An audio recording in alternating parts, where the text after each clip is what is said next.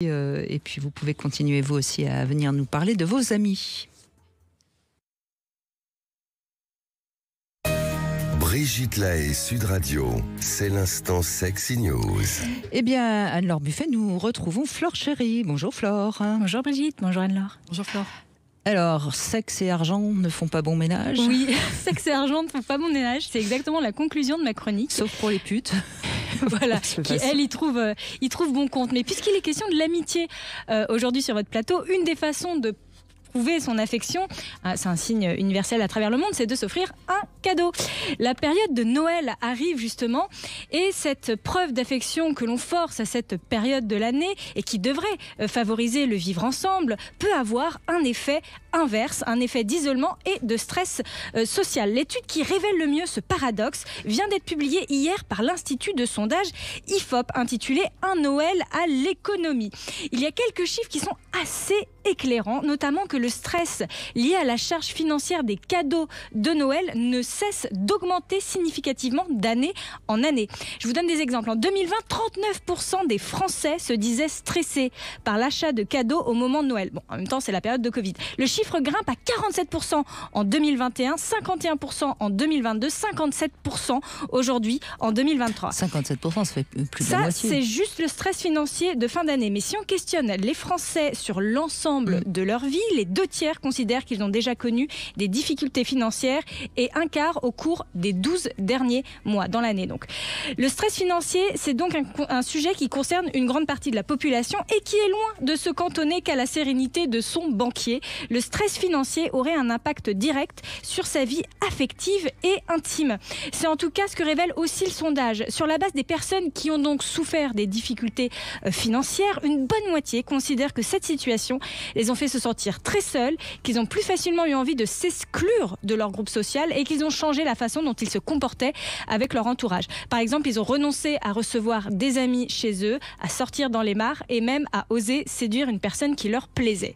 Et parce qu'on parle aussi de sexe, un tiers considère que ce stress financier a entraîné une baisse de libido et un 5e aurait déjà vécu une rupture amoureuse à cause de leurs difficultés financières.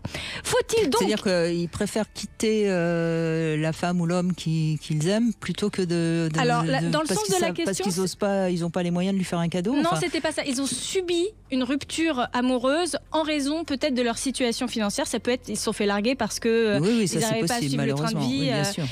La question était plutôt posée dans ce sens-là. D'accord. Et donc, subir une rupture amoureuse sur ce motif-là, c'est finalement un sujet assez fréquent. Et c'est quand on voit les motifs de rupture, c'est vrai que la situation financière, un licenciement notamment, était une des causes de rupture amoureuse. Faut-il donc arrêter d'acheter des cadeaux de Noël compulsivement pour mieux baiser et mieux s'aimer? Eh bien, peut-être que la réponse est oui. Peut-être que l'argent n'est finalement pas ce qui compte le plus à Noël, alors que les petites attentions, comme d'avoir une bûche au chocolat noir parce que votre partenaire adore le chocolat noir et pas le chocolat au lait, ou encore d'avoir rangé la chambre qui était en bazar toute l'année, peut être plus efficace pour se rapprocher de son ou sa chérie qu'un cadeau matériel qui génère du stress, de l'angoisse et encore plus de bazar dans la chambre à coucher. Mais d'ailleurs, dans les cadeaux, j'ai commencé à faire ma liste pour donner des conseils aux auditeurs. Il y a le fameux carnet de chèques où on fait un petit carnet avec 10 chèques et puis c'est un chèque pour justement ranger la chambre par exemple. On n'est pas obligé tout le temps mais je pense que notre société de consommation qui est de plus en plus présente, je pense qu'elle crée beaucoup de stress et qu'il faudrait peut-être à un moment donné arrêter de... Pourquoi D'abord, Noël, c'est pas une fête pour faire des cadeaux. Je crois que ce serait bien de rappeler un peu le symbolisme de Noël, non ? Moi, je suis tout à fait d'accord. Et puis surtout, quand on voit que ce Noël crée un stress supplémentaire qui est néfaste au vivre ensemble, alors que Noël est justement une période de vivre ensemble parce qu'on ralentit professionnellement, donc on a un quotidien professionnel un petit peu moins chargé, parce que les nuits sont plus longues et on a envie de se rapprocher de son partenaire, donc on devrait ne pas avoir besoin de ce stress et cette charge supplémentaire dans cette période-là très précise. Il suffirait déjà de se repencher un petit peu sur tout le symbolisme de ce qu'il y a à Noël. Par exemple, la bûche.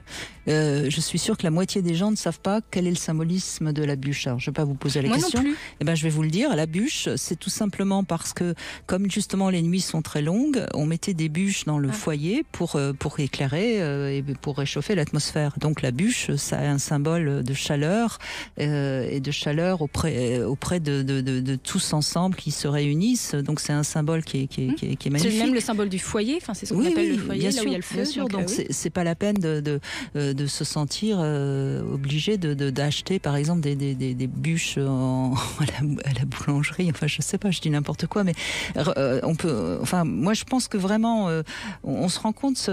Mais ce que je trouve sympathique quand même dans votre sondage, même s'il est assez triste, c'est que ça montre bien qu'on est arrivé au bout de cette société de consommation qui crée finalement trop de malheur, quoi.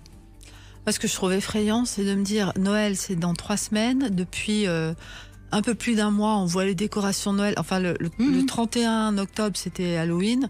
Le 1er novembre. Le Friday. Et là, on a déjà les galettes des rois, alors que Noël, c'est dans...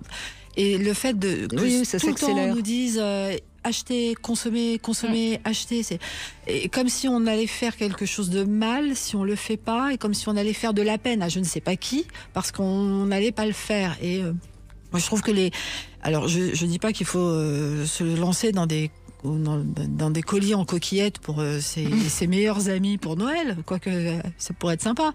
Mais je crois qu'il faut revenir aussi un petit peu faut savoir raison garder, que la valeur de l'amour, de l'amitié, de la famille, tout ce qu'on évoque avec vous, Brigitte, dans toutes ces émissions, faut le distinguer complètement du pécuniaire.